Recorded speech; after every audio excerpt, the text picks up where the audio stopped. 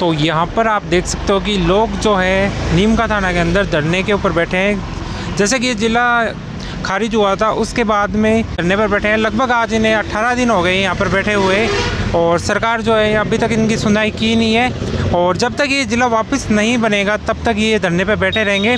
तो आज चलते हैं और इनके विचार जानते हैं और क्या ये सरकार तक अपनी मांग पहुँचाना चाहते हैं। तो वीडियो के अंदर एंड तक बने रहिए, चैनल को ज़्यादा से ज़्यादा सब्सक्राइब कर लीजिए। आज हम पहुँचे हैं नीम का थाना, जिला हटाए जाने के विरोध में। जानते हैं इनके विचार, आगे क्या कार्रवाई। हाँ जी, आप कब से बैठे, आपका शुभ नाम बताओ पहले आप।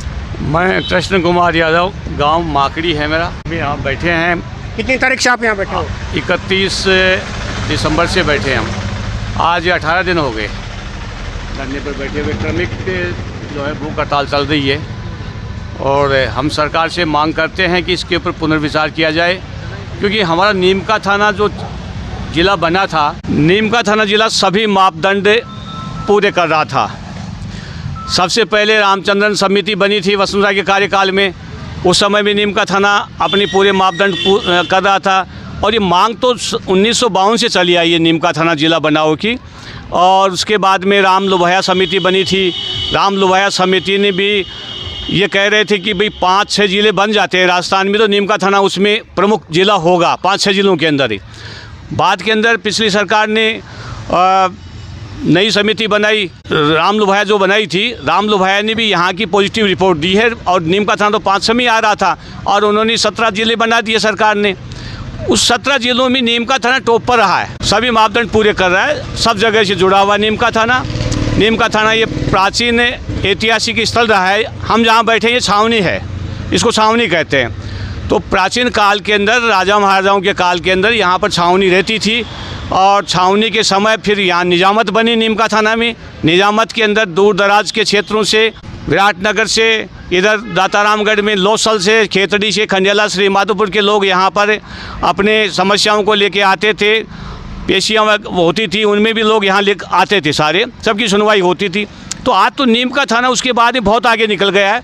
मिनरल के क्षेत्र में राजस्थान के अंदर दो नंबर पर है। उदयपुर चित्तौड़ को छोड़ने के बाद नीम का थाना आता है। सरकार को सबसे ज़्यादा रेवेन्यू देता है, रेल मार्ग से जुड़ा हुआ है, नेशनल हाईवे पे जुड़ा हुआ है, स्टेट हाईवे से जुड़ा हुआ है और बहुत सैनिक हैं, पूर्व सैनिक हैं, वर्तमान भी सैनिक हैं। सेना में भी नीम का थाना के खूब हैं, बिजनेस के अंदर भी खूब हैं, हर क्षेत्र में खूब हैं, आगे काम कर रहे हैं। और नीम का थाना के आसपास के जो क्षेत्र हैं, खेतड़ी नीम का थाना से 35 किलोमीटर दूर पड़ता है, उदयपुर वाटी भी इतना ही है, श्री माधोपुर भी इतना ही है। तो ये खेतड़ी, श्री माधोपुर, उदयपुर वाटी, इन सब के बीच में नीम का थाना जिला आता है। तो सभी मापदंडों को पूर्ण करने के बावजूद भी सरकार ये चाहती है कि मापदंड पूरा नहीं करे। तो सरकार राम लोभया समिति की रिपोर्ट दिखाए हमें, उसको ओपन करे। उनके कुछ मंत्री कहते हैं कि राम लोभया समिति ने रिपोर्ट ऐसी नहीं दी, तो आप ओपन क्यों नहीं करते? ओपन करके बताएं। सब रिपोर्ट नीम का थाना के पक्ष में थी, सारी सुविधाएं हैं। और सबसे बड़ी बात तो ये नीम का थाना में सरकार का खर्च क्या हो रहा है। आज तक सरकार ने 60 लाख रुपए दिए हैं, उनमें 35-36 लाख रुपए खर्च हुए हैं। बाकी यहाँ पर बढ़िया कलेक्टर ऑफिस है, बढ़िया एसपी ऑफिस है। जो पुराने ज़िले हैं उनमें भी ऐसे कलेक्टर एसपी ऑफिस नहीं है जितनी नीम का थाना में है। दूसरे सभी कार्यालयों के लिए सब भवन उपलब्ध हो गए हैं यहाँ पर। सरकार को इस पर तो कोई खर्च करना ही नहीं था। धीरे धीरे 5-10 साल के अंदर जो करना चाहती सरकार कर लेती। आज सरकार का कोई पैसा खर्च नहीं हो रहा।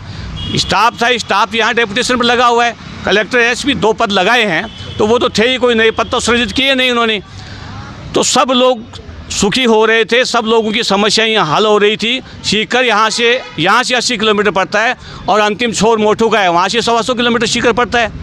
तो इतनी दूर सीकर पड़ रहा था। तो नीम का थाना जिले को समाप्त कर सीकर जिले को समाप्त किया है। तो यहाँ की पूरी जनता है, नीम का थाना क्षेत्र के सब लोग हैं, सब निराश हैं, सब जो है सरकार के इस निर्णय से दुखी हैं। तो हमारा निवेदन ये है कि सारी मापदंडों को पूरा करने के बावजूद भी नीम का थाना को आपको निरस्त किया है, इस पर पुनर्विचार करें। ये राजनीतिक जो निर्णय लिया है ये गलत लिया है, ये राजनीतिक निर्णय है। नीम का थाना जनता के साथ में कुठाराघात है। तो सरकार इस पर पुनर्विचार करे और पुनः नीम का थाना जिला बहाल करे। कृष्ण कुमार जी, आपने यहाँ पर एक फ़ोटो लगा रखी है स्वर्गीय श्री ओम प्रकाश साईं जी, इनके बारे में डिटेल बताओ। इनकी फ़ोटो आपने कैसे लगा रखी है? ये ओम प्रकाश जी साईं हमारे नीम का थाना के बिल्कुल पास में है, पुराना बास गाँव, वहाँ के तो रहने वाले थे। और इन्होंने आज से कई वर्ष पूर्व 15-20 साल पहले ही 15 साल पहले मैं गया था जयपुर के अंदर सचिवालय में, तो सचिवालय का जो ऑपोजिट गेट है वहाँ उसके बाहर ये बैठे हुए थे धरने पर और रोज़ाना तारीख लिखते थे। तो उस समय 1 साल से ज़्यादा तो हो गया था इनको।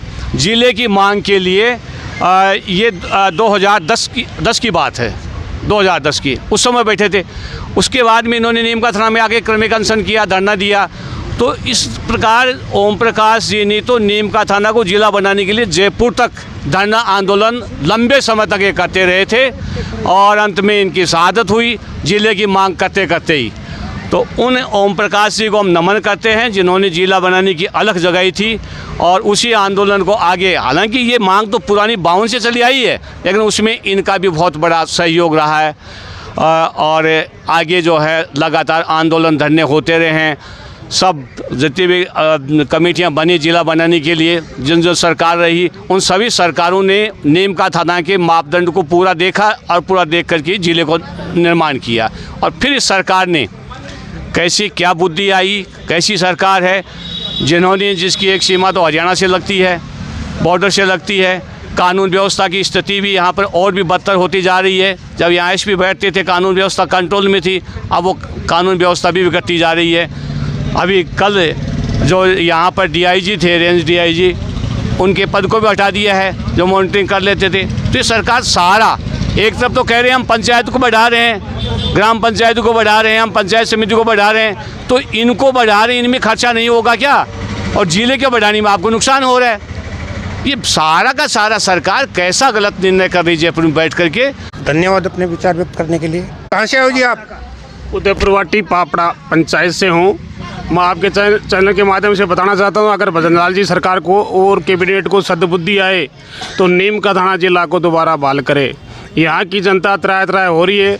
ग्रामीण क्षेत्र से दूर दूर से 110-15 किलोमीटर चलना पड़ता है सीकर झुंझुनू जाने के लिए। तो हमारी तो यही मांग है, अगर भजनलाल जी और उनकी कैबिनेट को सद्बुद्धि आए तो नीम का थाना जिला को बहाल किया जाए। धन्यवाद। जानकारी देने के लिए धन्यवाद। आप कहाँ से हो जी?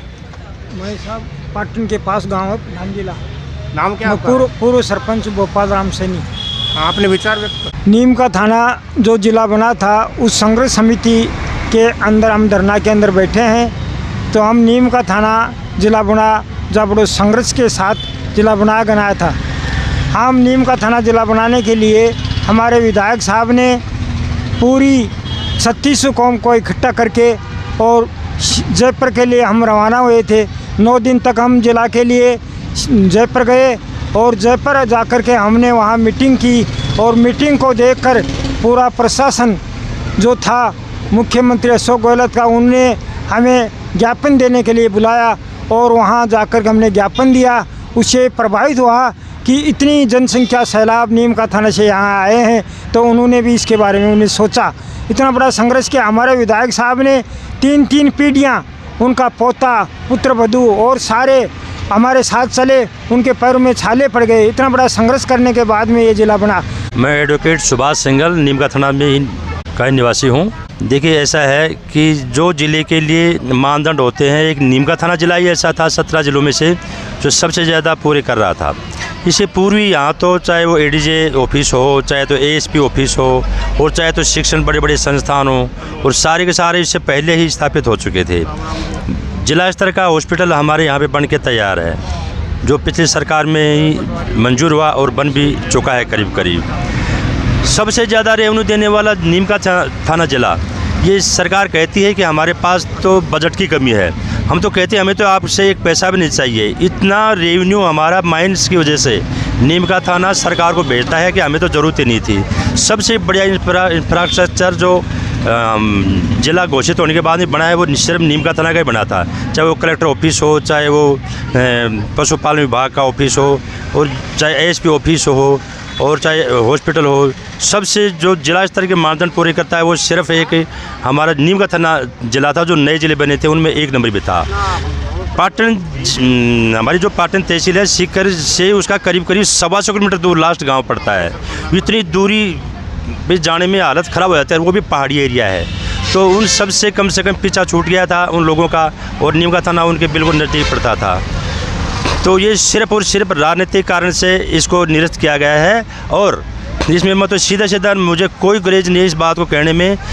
श्री माधोपुर के जो हमारे मंत्री हैं जाबर सिंह जी खर्रा और हमारे जो हारे हुए MLA साहब जो मतलब उन्होंने खींच निकाली है, 33,000 वोटों से ये हार गए थे, तो उसका इन्होंने बदला दिया है पब्लिक से। लेकिन वो नहीं जानता कि इसका बदला नहीं, आप तो परमानेंट यहाँ से चले गए हैं ऐसा कदम उठा के। और खेतरे वाले धर्मपाल जी हैं, तो वहाँ के सारे लोग तो हमारे साथ हैं। और एक मैं ख़ास बात आपको ये बताऊँ, ये जो ऊपर वाले जो नेता हैं सिर्फ यही अपनी राजनीति कर रहे हैं, बाकी जो कार्यकर्ता हैं बीजेपी के वो भी हमारे पास आ चुके हैं। और उदयपुर वाटी के तो हमारे बीजेपी के कार्यकर्ताओं ने इस्तीफा दे दिया है अपने पदों से, बीजेपी के बड़े बड़े पदों से इस्तीफा भी दे दिया है। सारी पब्लिक हम सब साथ हैं। और ये शेखावाटी ज़िला तो एक ऐसा क्षेत्र है, तोरावाटी और शेखावाटी, जो देश की रक्षा करने के लिए हिंदुस्तान में सबसे ज़्यादा संख्या में हमारे जवान, जब हम देश की रक्षा कर सकते हैं तो हम हमारे ज़िले की रक्षा कैसे नहीं कर पाएंगे। नौजवान बहुत ही उग्र है और इस मांग को मनवा के रहेगा। और ये सिर्फ और सिर्फ राजनीतिक कारण से ऐसा किया गया है, बाकी और कोई कारण नहीं बनता। मेरा एक निवेदन ये है सरकार से कि जो सबसे बड़ा फ़ायदा नीमका थाना को होने जा रहा था, खास करके बेरोज़गार युवकों को। हमारे यहाँ एक उद्योगपतियों की बहुत बड़ी मीटिंग हुई, इन्वेस्टमेंट के लिए बड़े बड़े उद्योगपति बाहर से भी आए, नीमका थाना में बड़े बड़े उद्योगपति हैं और वो बहुत बड़ा इन्वेस्टमेंट यहाँ पे करने जा रहे थे। उससे हमारे क्षेत्र के कम से कम लाखों, मैं हज़ारों की बात नहीं करता, लाखों लोगों को रोज़गार मिलता।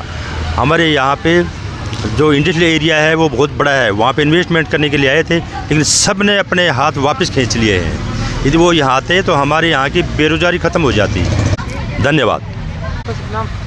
राम सिंह, गांव राजनगर। बहुत वर्षों से नीमका थाना की मांग थी कि नीमका थाना जिला बने।